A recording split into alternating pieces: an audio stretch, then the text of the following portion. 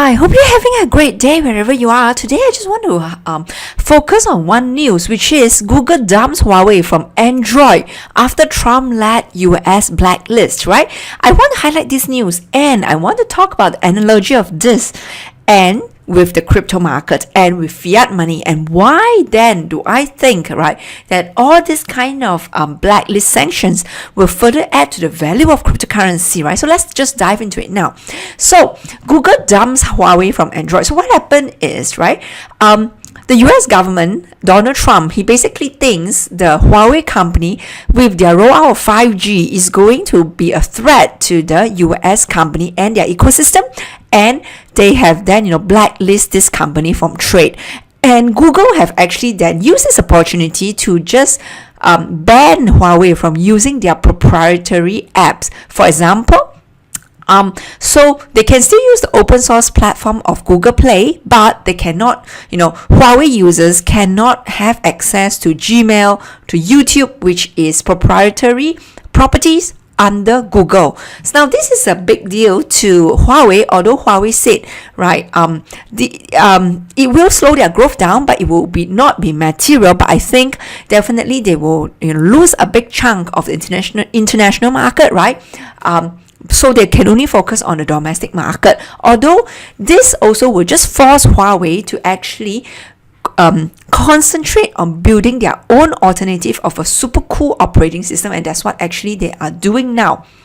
So the thing is this, what is the analogy then with crypto, and why am I covering this? Because this is a classic case of government, of companies, right, where there's a central party having all this power and controlling so much assets, they can just sanction anyone, right? And then people will just have less options. So people in US now, they do not have the alternative to buy a cheap phone, a cheap high quality phone like Huawei, right, which is still work perfectly fine, but because of they cannot easily access their very useful applications like Gmail, like YouTube. So then there will be basically a big disincentive to actually for them not to even consider Huawei in their mobile phone purchases, right? So because of that, the people in the US and Europe also will suffer, because they didn't basically have to only go for higher priced model of mobile phones. But this exactly is the same thing. Can you see that it's playing out in the fiat money market? In the fiat money world, right, which is the normal money that we are using today, the governments and a lot of central parties are having the controlling power. They are the one who actually can issue the money at will, right? Sometimes it is for good reasons, they claim, because to stimulate the economy and to make sure that loans can be loaned out cheaply. But at the same time, this kind of very fast, rapid increase in the supply of the fiat money will actually lead to the inflation, which actually destroying wealth from current generation and also from all future generations, right? And that itself is actually bad. And that is why then the credible alternative like cryptocurrency, like Bitcoin, was created, right? And that's why adoption of it slowly increasing. At the same time, we have now very, very important news. In fact, it was just today that we now know that there's a company, it's called Zulu, Z-U-L-U. They are offering a feature where, on WhatsApp itself, people can send and receive Bitcoin and Litecoin among friends easily just using Zulu as, as just download that and then you can incorporate straight away into WhatsApp. So very, very simple to use, right? But of course, if you want to use again, because you'll be using their Zulu wallet, just be careful as not to put too much money in that wallet. Just put enough for the transactions and the rest put in a safe place, right, including like cold wallet or paper wallet in your own safe at home, right, or somewhere safe.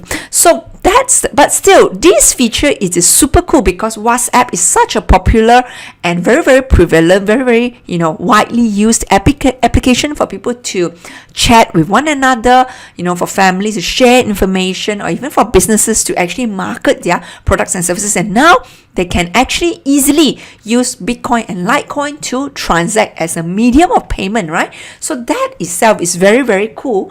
Yeah, and this is very, very cool because they chose the digital gold and digital silver as a start as well.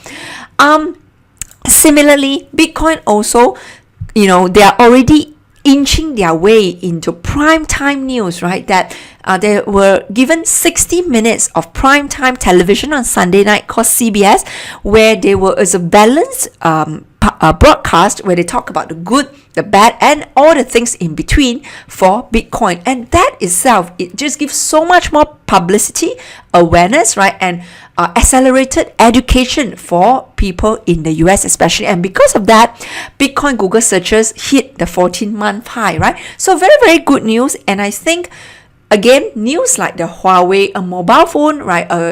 Industry that actually producing a good that all of us have, right? Which is so close to our lives, a mobile phone, that itself already show you the lesson learned there, right? That government, a company can have the power to just sanction another company which produces very, very good useful value add products for consumers as a whole. But because of all these sanctions, right, that a lot of people in the US and Europe will not be able to have access to such a value for money phone anymore, yeah? And that itself, will lead to better alternative for sure, as we have seen in the world of crypto. So with that, right, that's what I have for today. Something for you to digest, yeah? And please leave a like, please subscribe, and I'll speak to you tomorrow. Thank you so much for your time.